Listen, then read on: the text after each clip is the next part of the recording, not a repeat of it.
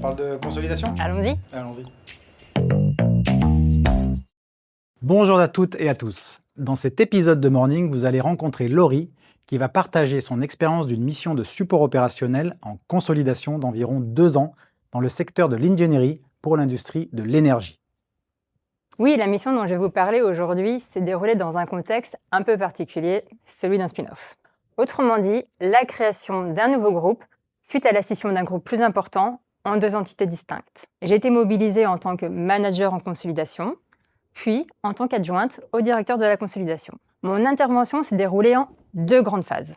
La première visait à créer un département consolidation, car à la création du nouveau groupe, côté client, il n'y avait aucun collaborateur.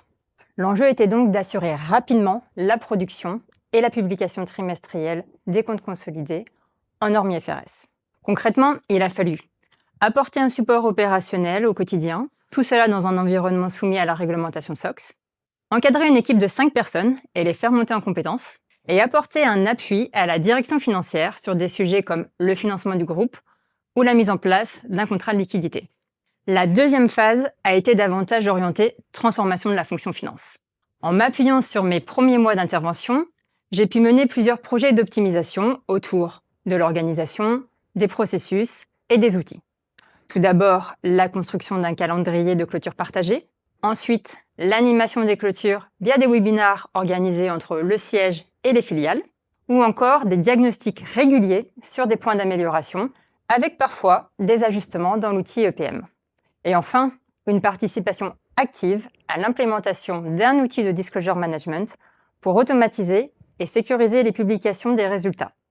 Pour certains de ces chantiers, je me suis appuyée sur les équipes techniques de Genesis Finance, que ce soit pour appliquer certaines normes IFRS ou encore intégrer les bonnes pratiques observées ailleurs et les adapter au contexte du nouveau groupe.